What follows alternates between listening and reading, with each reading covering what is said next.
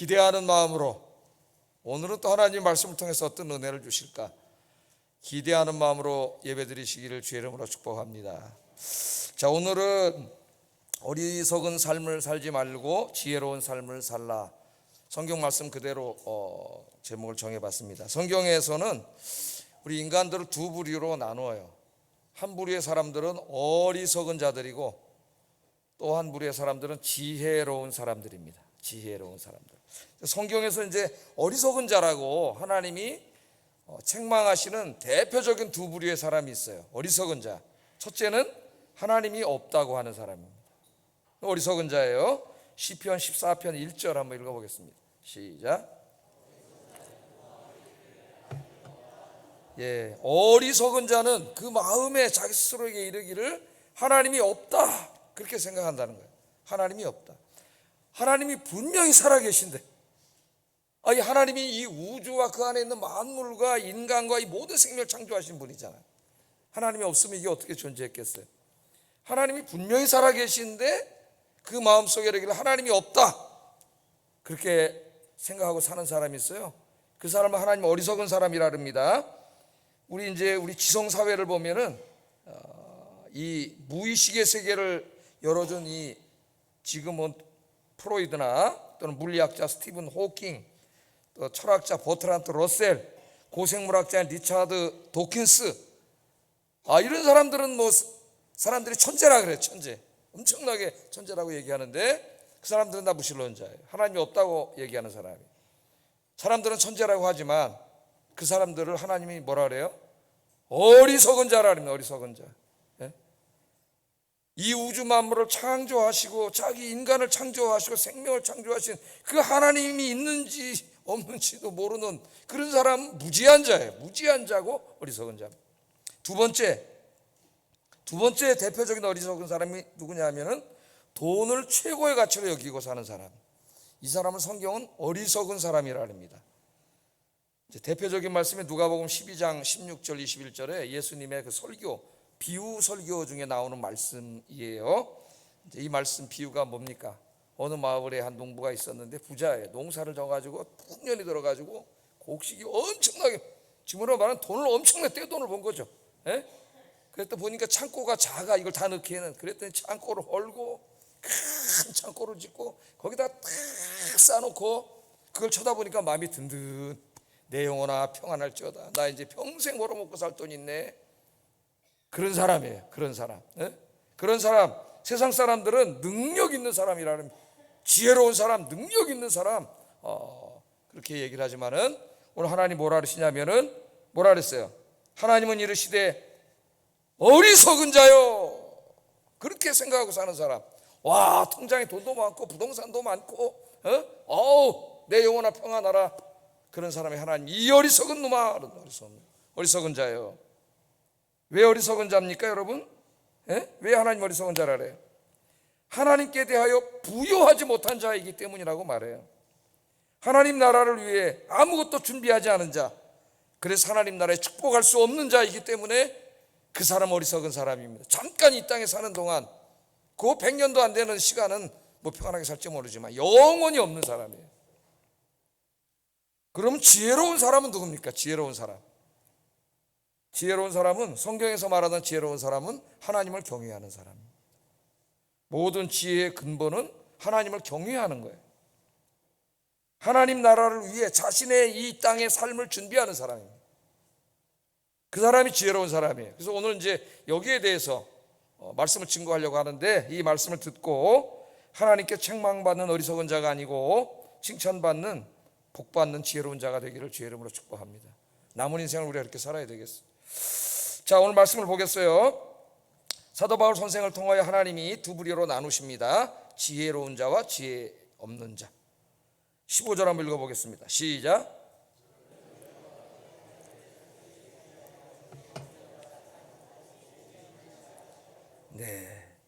여기 보면은 너희가 어떻게 행할지를 자세히 주의하여서 지혜가 없는 자처럼 살지 말고, 아까 제가 서론에 말했던 그렇게 하나님 어딨냐 그러면서 돈이 최고야, 세상이 최고야 그러면서 사는 그런 사람. 그럼 지혜가 없는 자처럼 살지 말고 지혜가 있는 자로 살아라 그랬어요. 지혜를 가진 자, 지혜가 있는 자로 살아라.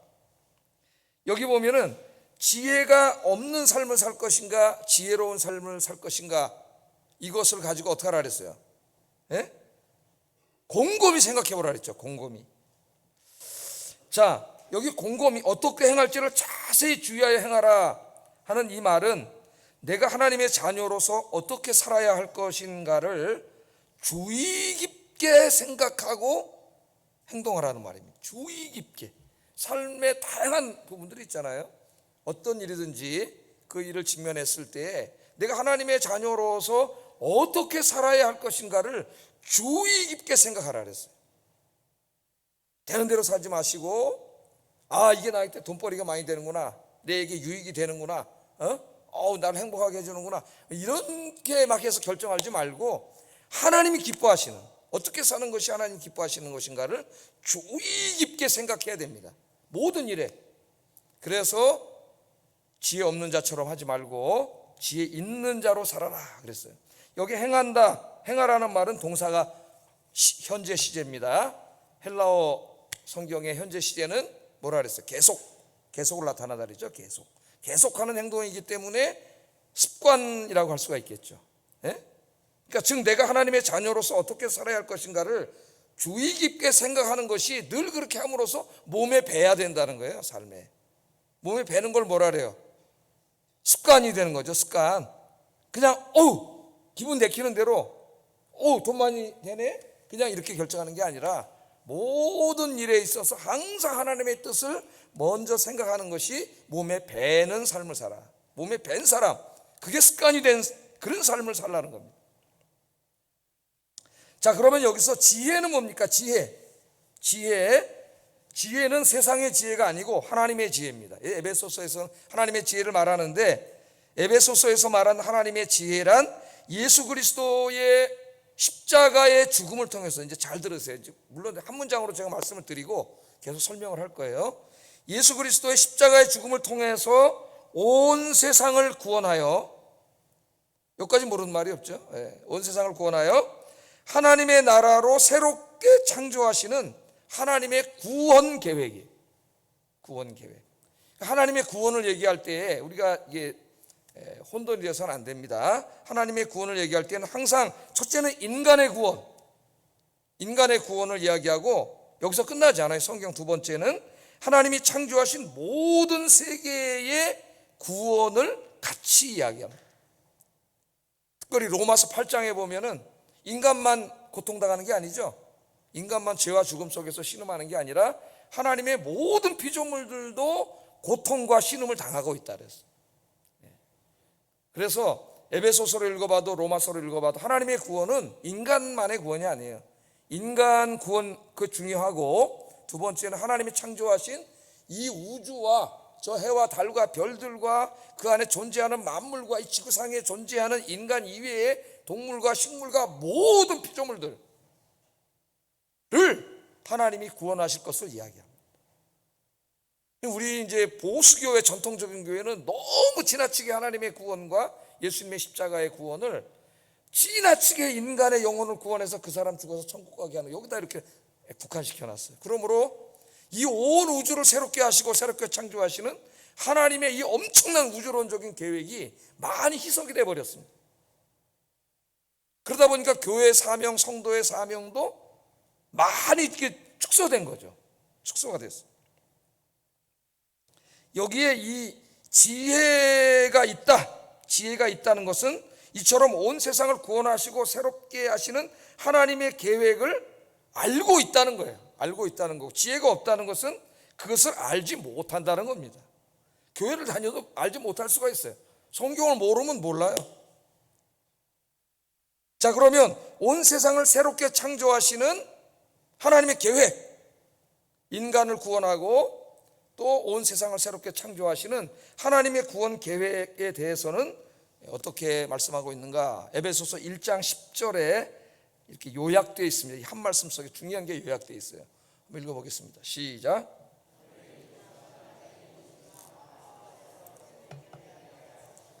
하늘에 있는 것, 땅에 있는 것이 다 예수 그리스도 안에서 통일되는 것이다. 하나님 나라를 이룬다는 게 바로 이 말이에요. 하늘에 있는 것과 땅에 있는 것이 다 그리스도 안에서 통일되게 하는 거다. 하늘에 있는 건 뭡니까? 이 하늘에 우주에 존재하는 해와 달과 별들과 모든 우주를 이야기해요. 하늘에 있는 것들. 예? 땅에 있는 것들은 이 지구상에 존재하는 모든 것들, 인간을 포함한 모든 것들, 하늘에 있는 모든 것들과 땅에 있는 모든 것들입니다.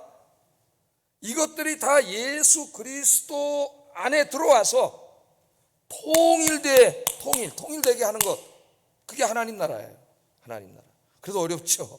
무슨 말인지 좀 더 설명이 필요합니다. 신학적인 설명이.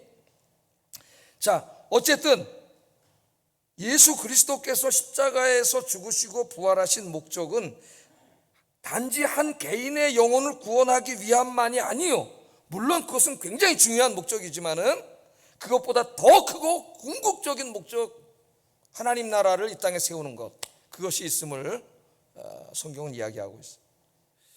자, 그럼 그 다음에 이제 더 설명이 필요합니다.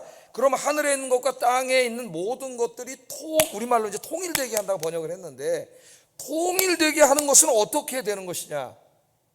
이게 하나님의 계획이기 때문에 우리가 잘 알아야 돼요. 이걸 정확히 알지 못하면은 신앙생활을 제대로 할 수가 없습니다. 자, 이 통일된다는 말이 뭐냐? 통일된다는 말.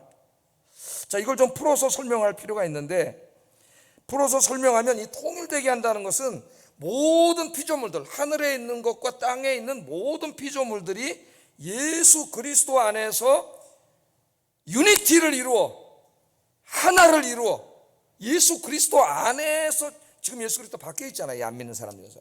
예수 그리스도 안에서 유니티, 하나를 이루어서 서로 사랑하고 조화를 이루고 평화롭게 사는 것을 말해요. 통일된다는 말을 좀 풀어서 얘기하면은 이해되셨어요? 오늘 제가 계속 강조하는 말이 예수 그리스도 안에서 하나됨, 사랑, 조화, 그 다음에 평화, 이 얘기가 계속 강조될 겁니다. 하나님 나라의 중요한 키워드예요.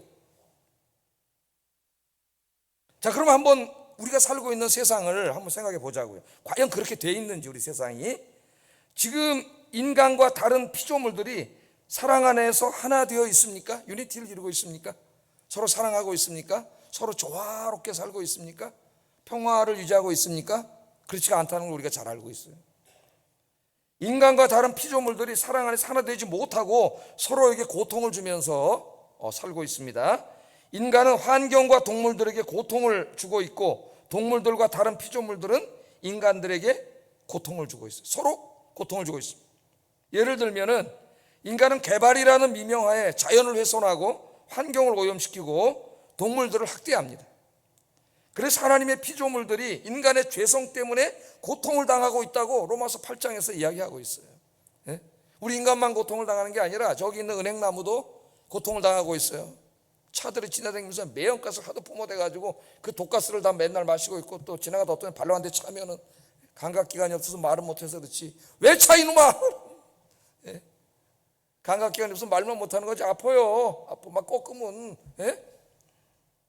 반대로 우리 인간은 그렇게 자연에게 고통을 주고, 자연은 홍수, 가뭄, 지진, 해일, 전염병 등으로 인간의 생명과 재산을 빼앗아가고 있고, 짐승들과 해충들은 인간의 건강과 생명을 위협하고 있습니다. 우리가 지금 코로나로 4년 동안 그 박쥐 안에 기생하고 있던 바이러스 COVID-19, 19이 온 거고요. 그 박쥐 안에 있는 이 바이러스가 100가지가 넘어요. 그 중에 하나인 19이 인간에게 들어온 거예요. 그게 다 인간에게 들어오면 앞으로 바이러스가 얼마나 더 많을지 몰라요. 이 생명을 위협하고 있습니다. 비가 오니까 모기들이 다 안으로 들어와가지고, 제가 제 목양실에서 설교 준비하다가 하여튼 날라다니는 놈들을, 근데 요새 얼마나 날쌘지, 저도 날쌘데 제가 굶뜨여졌는지 하여튼 잘 못 잡아요. 요새는 한 몇 번 해야지. 7마리를 잡았는데도 몇 번 물렸어. 약을 아무리 뿌려도 소용이 없어요. 그냥 또 어디서 날라오고 또 날라오고. 이 서로 고통을 주는 거죠. 인간과 다른 피조물들이 사랑으로 주님 안에서 유니티가 되지 못하고 서로 조화를 이루어 사랑하고 평화롭지 못함을 보여주고 있어요. 모기 보면서 말씀을 생각하세요. 여러분, 모기 보면 장마가 져가지고 어떻게 보면 인간이 잘못한 거죠. 먼저 인간이 환경을 오염시키고 자꾸 화석연료 가스로 배기가스를 하늘로 올려보내서 온실을 만들어가지고 엘니뇨 현상이 일어나고 기후 이상이 일어나고 비가 너무 많이 왔으면 안타까운 일들이 우리나라에서도 벌어지고 있어요. 지금 그렇게 돼 있다는 거예요. 또한 인간들끼리는 어떻습니까? 서로 상이한 언어와 문화, 지역, 사상, 이념, 민족으로 나뉘어서 서로 갈등하고 미워하고 싸우고 있어요. 특히 우리나라는 같은 민족끼리 남북으로 갈려져 있고, 그것도 또 남쪽 안에서도 뭔 이념인지 지역인지 갈라가지고 서로 조롱하고 욕하고 뭐 말도 못해. 우리나라 이 갈등이. 심지어는 여러분, 서로 사랑하며 살아야 될 가정에서도 부모, 형제, 부부 간에 서로 미움과 다툼으로 고통을 당하고 있고요. 지난주에 기사를 읽어보니까 아들놈이 자기 엄마를 고소했어요. 돈 내놓으라고. 그러다 읽어봤더니 아버지가 돌아가시면서 재산은 이제 딸 하나, 아들, 엄마 1.5, 아들 1 이렇게 해서 나눠 가졌는데, 나중에 보니까 아버지가 빚을 진 게 있어서 아들이 빚을 갚았나 봐요. 그러니까 엄마한테 내가 빚 갚았으니까 내 몫을 더 주셔. 그 엄마가 안 주려고 그랬는지 엄마를 고소해가지고 5천 몇백만 원 소송을 걸었어. 내가 깜짝 놀랐어. 야, 이제 이건 진짜 말세, 더 이상 인간이 약해질 수가 없다. 이거보다 자기 엄마를, 글쎄요, 내가 가정형편은 다 알 수가 없지만 이거는 진짜 이제는 인간이 더 이상 약해질 수 없. 가정 안에서도 지금 이렇게 되고, 뭐 자동차 부동액으로 엄마를 살해했다는 기사가 또 아침에 실려오고 있어요. 이게 정말 말세다라는 생각이 들어요. 가장 심각한 것은 창조주 하나님과 하나 되지 못한 겁니다. 유니티 되지 못하고 사랑하지 못하고 하나님을 대적하고 하나님이 없다 그러고 예수님을, 하나님을 예배하지 않고 자기들이 만들어 놓은 것들을 우상으로 숭배하고 있는 그런 어리석은 삶을 살고 있는 게 지금 우리 인생이에요. 이 안에 하나님 나라가 완전히 파괴된 거죠. 예수 그리스도께서 왜 2000년 전에 하나님이신 그분이 인간의 몸을 입고 이 땅에 오셔서 십자가에서 그렇게 끔찍하게 죽으셔야만 했는가? 그 목적이 뭔가 오늘 이 신학에서 상당히 많은 연구를 하고 있어요. 첫째는 모든 인간과 피조물들을 구원하여 하나님을 예배하게 하고, 잘 이제 알으셔야 돼요. 첫째는 모든 인간과 피조물들을 구원하여 하나님을 예배하게 하기 위하여, 그리고 둘째는 모든 인간과 피조물들이 예수 그리스도 안에서 유니티를 이루어서, 아까 계속 기억하라 그랬죠. 서로 사랑하고 조화를 이루어 평화롭게 사는 하나님 나라를 이 땅에 세우기 위하여 예수님이 그렇게 이 땅에 오셔서 죽으신 거예요. 그런데 우리 보수교회에서는 그 한 영혼을 구원하는 거기에만 너무 지나치게 집중을 함으로써 이 우주와 이 온 세상, 우리 사회, 가정, 교회를 향한 하나님의 이 하나님 나라 세우려고 하는 구원 계획에 많이 이렇게 큰 관심을 갖지 못한 게 사실입니다. 그래서 이 하나님 나라 운동이 18세기부터 참 안타깝게도 기독교 좌파 자유주의 신학자들의 전횡물이 되어버렸어요. 그래서 그들이 성경을 연구하다 하나님 나라는 사회주의 국가의 공산주의 국가라는 이런 결론을 내려가지고 유럽의 그 기독교 사회주의 운동이라든가 미국의 그 소셜 가스펠 무브먼트 이런 것들이 우리나라에 들어와서 KNCC라든가 기독교 좌파 운동으로 일어난 거예요. 우리 복음주의 교회에서 안타깝게도 이 하나님 나라에 대한 사명을 놓쳤는데, 요새는 이제 이걸 깨닫고 많이 연구를 해서 참 감사하게 생각해요.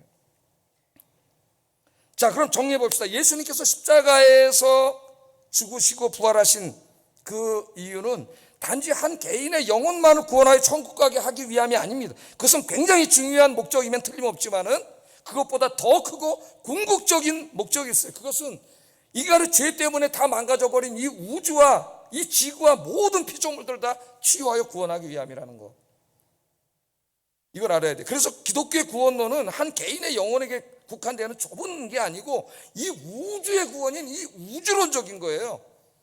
그래서 성경을 제대로 공부하면은 기독교인의 마음은 요만한 콩딱지 같은 마음이 아니라 이 우주를 품을 수 있는 마음이 됩니다. 할렐루야, 할렐루야. 우리 어머니가 어렸을 때 저에게 그렇게 기도해 주셨는데, 우리 아들의 마음이 저 태평양 바다같이 넓게 해주세요. 저 태평양 바다같이. 구원의 계획을 제대로 알면 태평양 바다가 아니라 우주만큼 넓어져요. 우주만큼. 자, 여기서 이제 우리 기독교의 위대한 사명이 분명히 정의될 수가 있습니다. 기독교의 사명은 온 인류와 모든 피조물들이 하나님을 경배하며 서로 사랑하며 하나가 되어 조화롭고 평화롭게 사는 하나님의 나라를 세우는 거예요. 이 땅에 하나님 나라가 완성되면 언제 완성됩니까? 우리 예수님 재림하시는 날 완성되죠. 완성되면 구원받은 모든 하나님의 백성들이 한 분 하나님만을 찬양하며 예배하게 될 겁니다. 또한 인간과 모든 피조물들이 하나가 되어서 서로 사랑하면서 조화를 이루어 평화롭게 살게 될 거예요. 그 나라에는 다시는 죄로 인해 발생하는 미움과 다툼과 갈등이 없습니다. 슬픔과 눈물과 고통도 없고 죄도 죽음도 없어요. 그게 하나님의 나라, 하나님의 나라. 모두가 하나님 예배하고 모두가 서로 사랑하고 평화롭게 사는 나라, 그 나라가 하나님의 나라입니다. 물론 그 나라는 하나님께서 이제 예수님 재림하시는 날 다 완성하실 거예요. 그런데 우리가 착각하면 안 됩니다. 그 나라는 가만히 있다가 하나님이 아무 일도 안 하시다가 종말에 갑자기 예수님 오실 때 한 번에 다 이루시는 게 아니에요. 그 나라의 시작은 이미 2000년 전에 십자가에서 시작하셨어요, 예수님이. 그리고 이제 그 십자가 안에서 구원받은 주님의 백성과 교회들을 향하여 그들을 사용하셔서 이 땅에 계속 지금 하나님의 나라를 이루고 계셔요.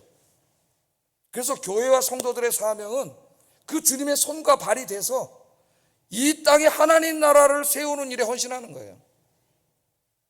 그게 우리들의 삶의 의미입니다. 이 땅에 우리가 살아가야 할 이유예요. 이유. 이 하나님 나라에 대한 그림이 가장 잘 그려져 있는 것이 이사야서인데요. 이사야 선지자는 BC 8세기 선지자니까 지금으로부터 한 700년 전 그런 사람인데, 이 사람이 하나님 나라에 대한 비전을 보고 예언적인 노래로 하나님 나라를 노래한 게 있어요. 하나님 나라는 어떤 나라냐? 2장 4절 한번 읽어보겠습니다. 시작.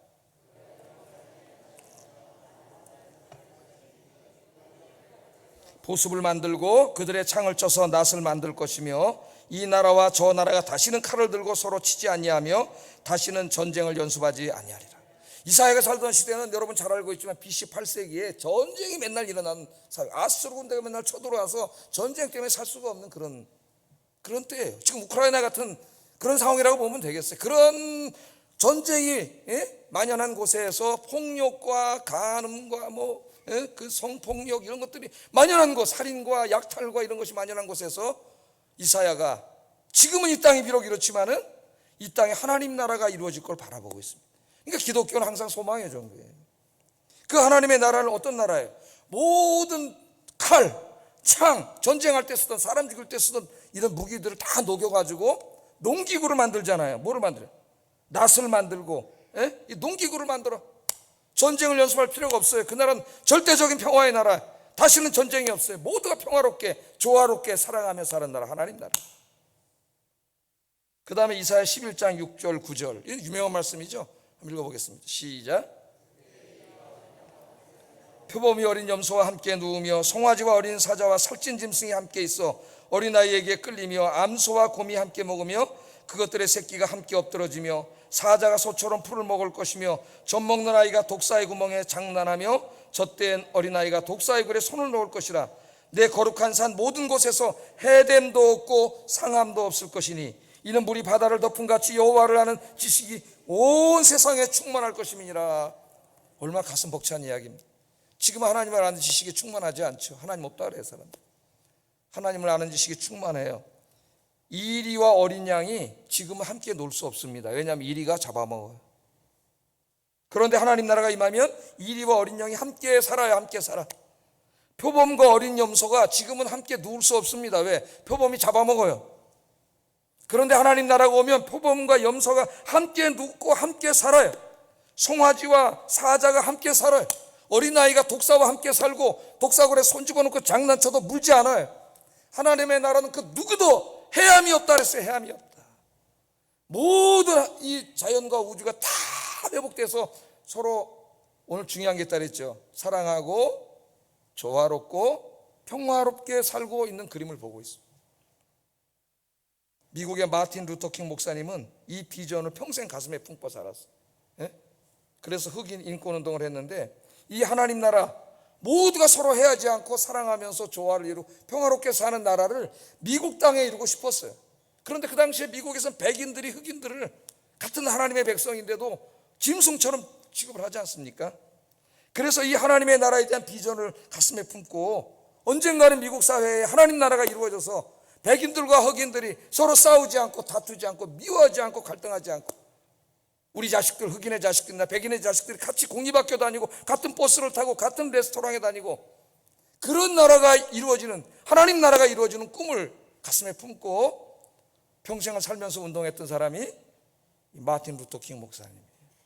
그 유명한 연설 있죠. 나에게는 꿈이 있습니다 할 때 바로 이사야 이 본문이 나옵니다. 그러니까 얼마나 위대한 신앙이네요, 여러분. 예수 믿고 무슨 돈 많이 벌고 뭐 잘해주세요가 아니라 하나님 나라에 대한 큰 비전을 갖고 그 나라를 자기가 살고 있는 사회 이루기 위해서 살아가는 삶, 그게 바로 기독교인의 삶이에요. 기독교인의 삶. 따라서 지혜 있는 자같이 행하라는 말은 온 세상을 구원하여 창조하신 하나님 나라를 이루시려는 이 하나님의 지혜를 아는 사람으로서 자신의 삶을 통하여 이 위대한 하나님의 계획을 이루는 일에 합당한 삶을 사는 사람이 지혜 있는 사람이다. 그 지혜를 아느냐 모르느냐, 그게 중요하죠. 따라서 성도들은 먼저 예수 그리스도 안에서 온 세상을 구원하고 새롭게 창조하시려는 하나님의 계획을 잘 알아야 하고 또한 그 하나님의 계획을 자기의 인생을 통해서 이루기 위하여 살아가야 합니다. 그것이 하나님이 나를 구원하시고 이 땅에 이렇게 생명을 연장시켜 주시고 구원해 주신 중요한 이유요 목적이다. 내가 이제부터 내 삶이 살아가는 삶의 이유, 내가 살아가야 할 이유, 나의 삶의 의미가 뭐냐? 바로 이 하나님의 손발이 되어서 이 하나님 나라를 이루는 일에 쓰임받는 거예요. 그런데 이 비전을 잃어버리면 어떻게 됩니까, 여러분? 이런 하나님의 큰 구원의 지혜, 계획을 잊어버리면 기독교는 건강과 복을 구하는 여기에 초점을 맞추는 미신으로 전락이 돼요. 오늘 안타깝게도 기독교가 자꾸 미신으로 전락돼 버렸어요. 자, 그러면 지혜 있는 사람이, 이제 이걸 아는 사람이, 이제 여러분 알았어요. 예? 핑계 댈 수가 없어요. 제가 설교 때마다 얘기하기 때문에. 자, 이걸 아는 사람이 이 하나님의 뜻을 자기 인생에 이루기 위해서 어떻게 살아야 되느냐, 이걸 가르칩니다. 이걸 가르쳐.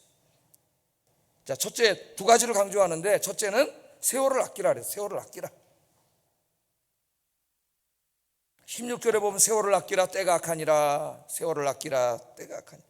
자, 하나님 나라를 내 인생을 통해 이루어가는 그 일을 감당함과 세월을 아끼는 것과 무슨 관계가 있을까? 어떤 논리적인 관계가 있을까요?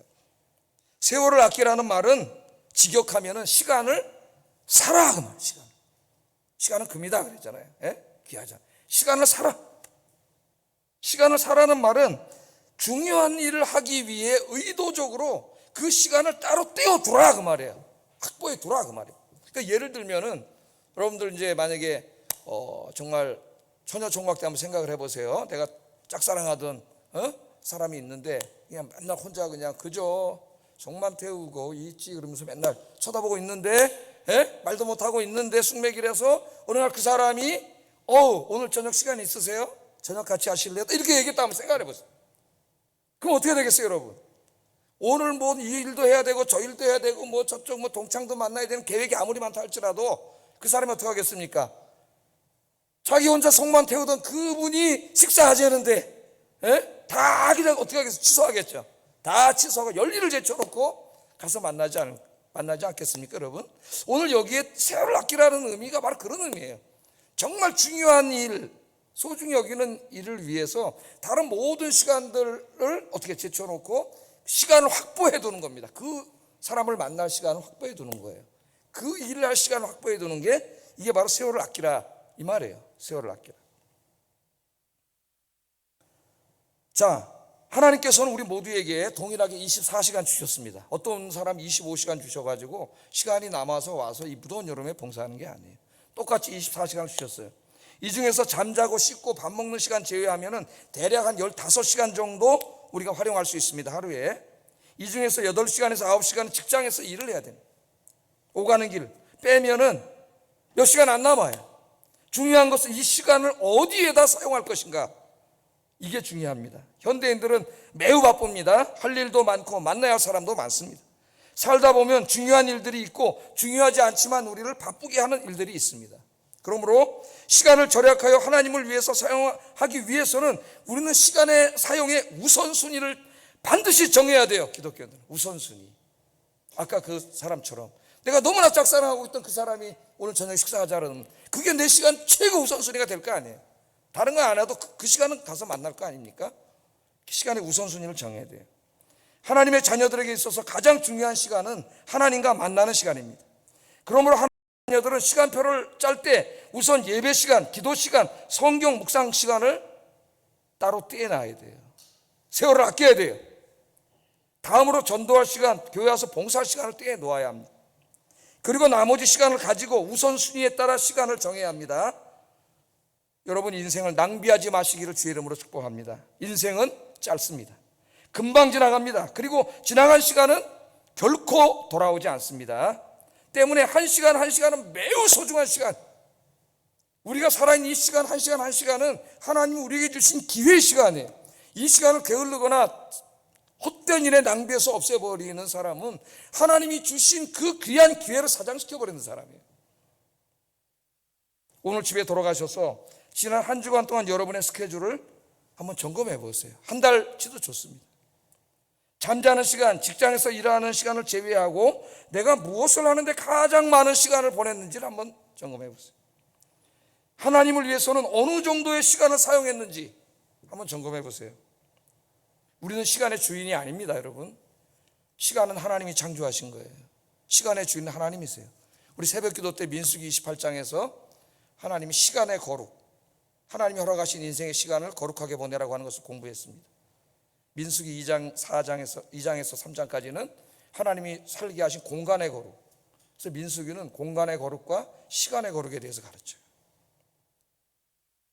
우리는 시간의 청지기이고 시간의 주인은 하나님이기 때문에 하나님 앞에 섰을 때 하나님이 우리에게 주신 인생, 시간에 합쳐지면 인생이 되는 거죠. 거기에 대해서 하나님 앞에 나중에 결산을 해야 된다. 결산. 그때 하나님 앞에 부끄럽지 않으려면 오늘부터 우리의 시간표를 새롭게 짜고 오늘 여기처럼 세월을 아껴야 됩니다. 근데 세월을 아끼라 그러면서 때가 악하니라 이렇게 또 말을 해요.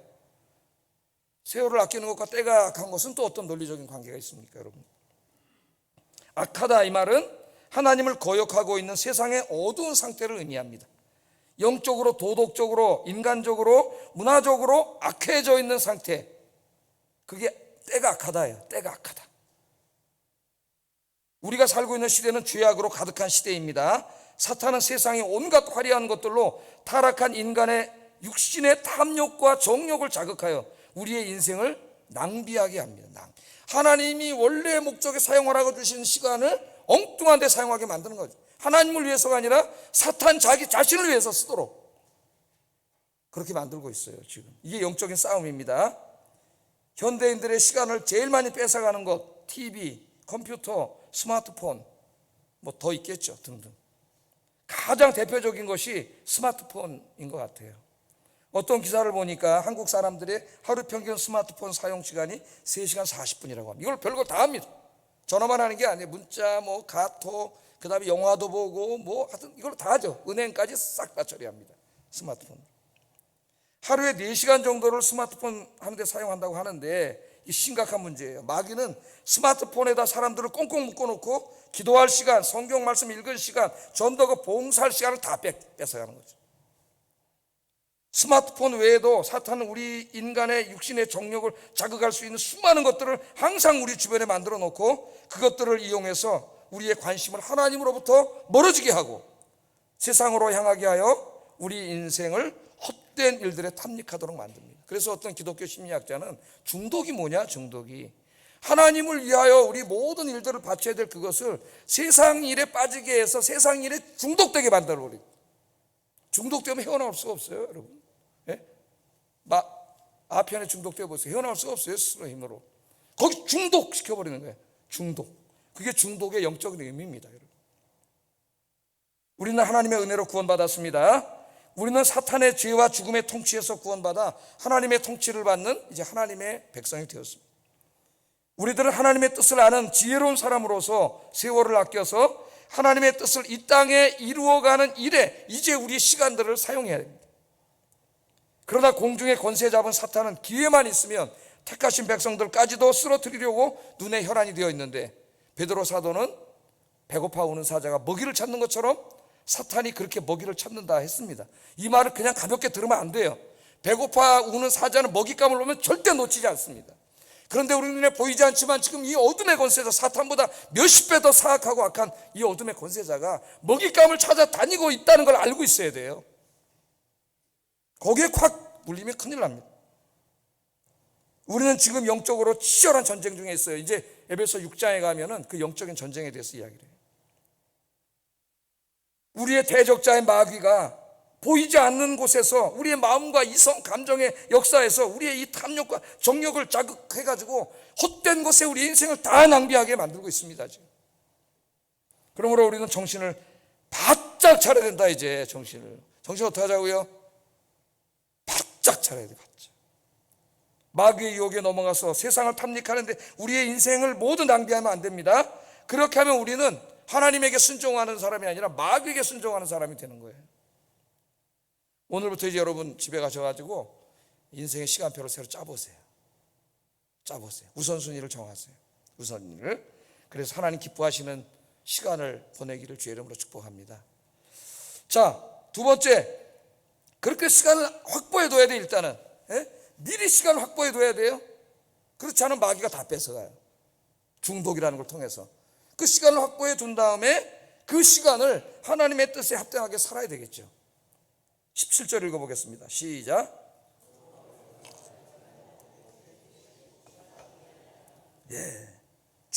주의 뜻이 무엇인지 이해하라 그랬으니 그건 이미 공부 지금까지 해왔어요. 오늘 중요한 키워드가 뭐라 그랬어요? 주님의 뜻. 우리를 예수님의 십자가를 통해 구원하셔서 하나님을 예배하게 하고, 그 다음에 우리와 모든 피조물들과 하나님 창조하신 모든 것들, 하늘에 있는 것과 땅에 있는 것들이 다 어떻게 해요? 예수 그리스도 안에서 유니티를 이루어 사랑하고 조화를 이루어 평화롭게 하는 것, 그게 하나님 뜻이라 그랬죠.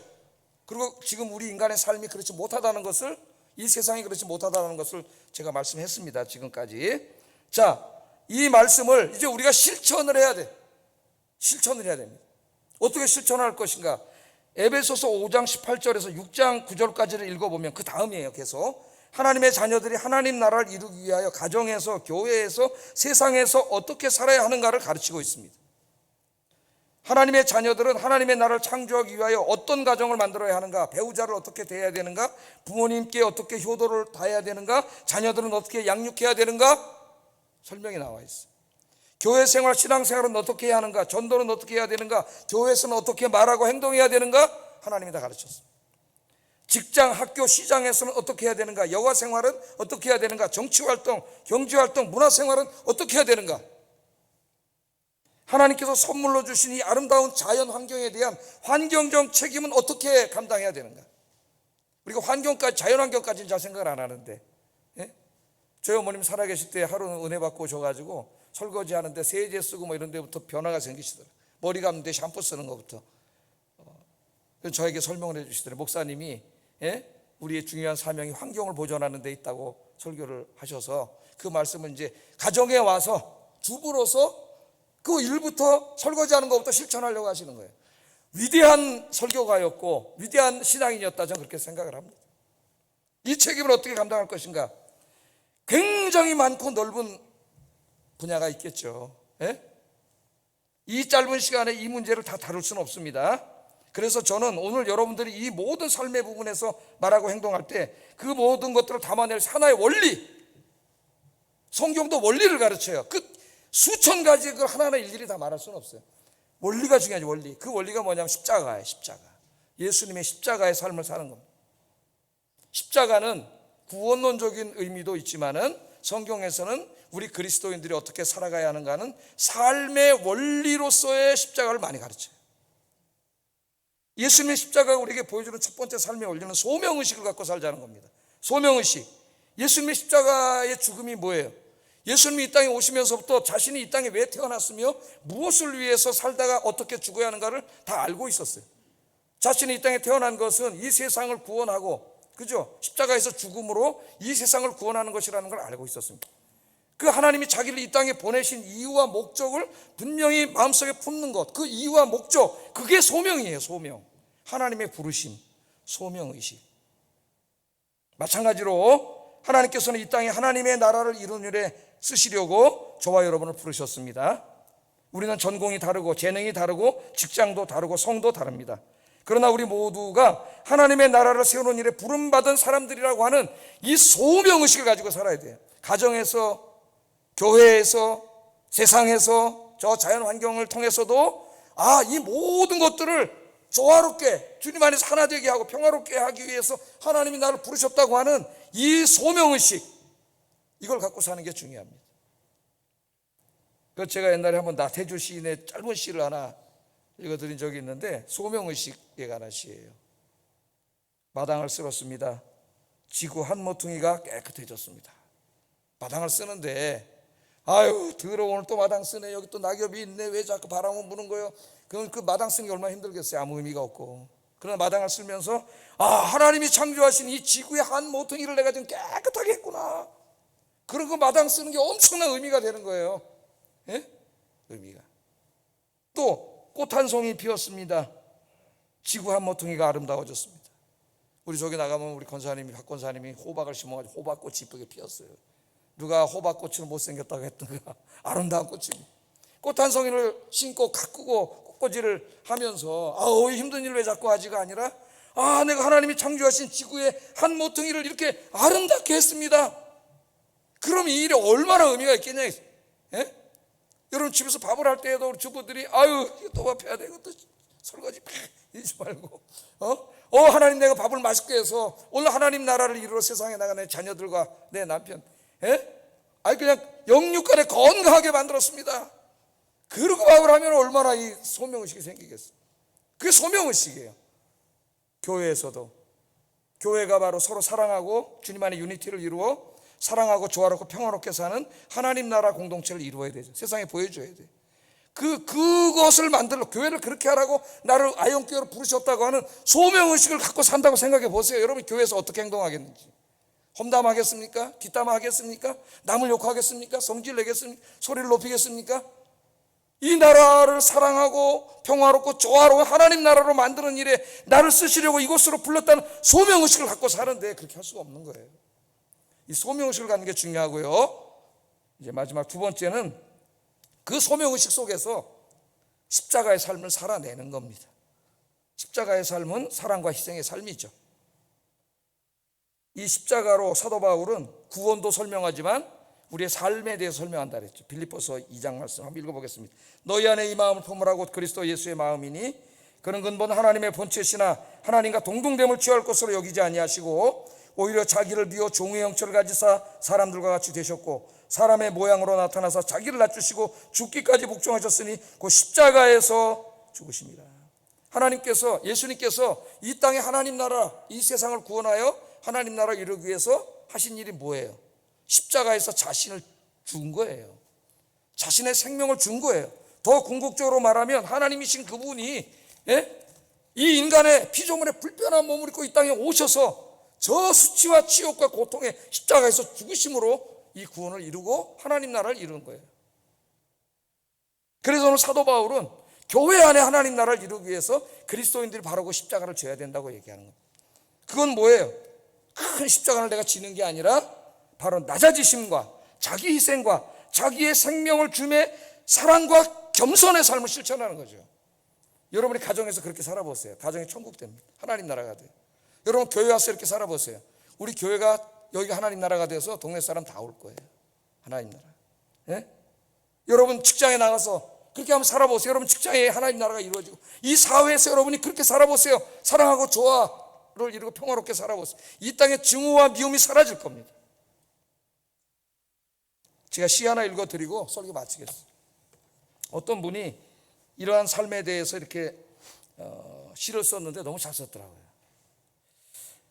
나의 사랑이 소중하고 아름답듯 그것이 아무리 보잘것없이 작은 것이라 할지라도 타인의 사랑 또한 아름답고 값진 것임을 잘 알고 있는 사람, 그런 사람이 참 아름다운 사람입니다.